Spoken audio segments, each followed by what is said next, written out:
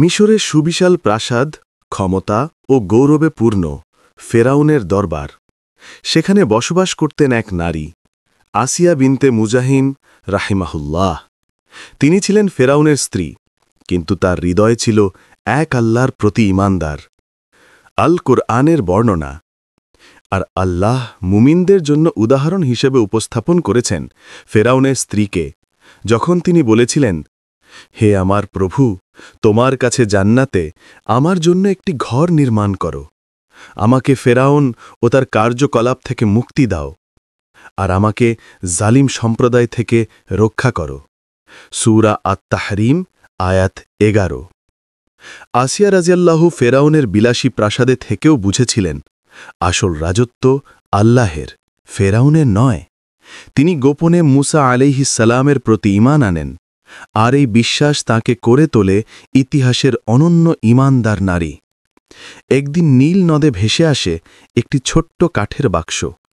তার ভেতরে ঘুমন্ত এক শিশু, মুসা আলাইহিস সালাম। আসিয়া রাজিয়াল্লাহুর হৃদয় কেঁপে ওঠে মাতৃত্বে। আল কুরআনের বর্ণনা। ফেরাউনের পরিবার তাকে তুলে নেয় যাতে সে তাদের জন্য শত্রু ও দুঃখের কারণ হয়। ফেরাউনের স্ত্রী বলল, সে তো আমার এবং তোমার নয়ন শীতলতা, তাকে হত্যা করো না, হয়তো সে আমাদের উপকারে আসবে, অথবা আমরা তাকে সন্তান রূপে গ্রহণ করব। সূরা আল কাসাস, আয়াত 8-9। আসিয়া রাজিয়াল্লাহু এই শিশু মুসাকে বাঁচিয়ে দিলেন, যিনি পরে হয়ে উঠবেন আল্লাহর নবী মুসা আলাইহিস সালাম। কি অদ্ভুত তাকদীর! ফেরাউনের ঘরেই লালিত হচ্ছেন তার ভবিষ্যৎ বিরোধী নবী। যখন মুসা আলাইহিস সালাম নবুয়তের দায়িত্ব পান আর আল্লাহর একত্ববাদ প্রচার শুরু করেন, আসিয়া রাজিয়াল্লাহু তার ডাকে সাড়া দেন। তিনি বলেন, লা ইলাহা ইল্লাল্লাহু মুহাম্মাদুর রাসূলুল্লাহ। আল্লাহ ছাড়া আর কোনো উপাস্য নেই, মুসা আল্লাহর রাসূল। ফেরাউল রাগে পাগল হয়ে যায়, নিজের স্ত্রীকেই শাস্তি দিতে আদেশ দেয়। রাসূলুল্লাহ সাল্লাল্লাহু আলাইহি ওয়াসাল্লাম বলেন, পুরুষদের মধ্যে অনেকেই পূর্ণতা অর্জন করেছে, কিন্তু নারীদের মধ্যে পূর্ণতা লাভ করেছে শুধু দুজন, ফেরাউনের স্ত্রী আসিয়া এবং ইমরানের কন্যা মারিয়াম। সহি বুখারী 3432, সহি মুসলিম 2431। ফেরাউন তাকে নির্মমভাবে নির্যাতন করে, কিন্তু তার ঈমান নড়েনি এক চুলও। প্রতিটি আঘাতে তিনি বলতেন, রব্বি বনি লি ইনদাকা বাইতান ফিল জান্নাহ। হে আমার প্রভু, তোমার নিকটে জান্নাতে আমার জন্য একটি ঘর নির্মাণ করো।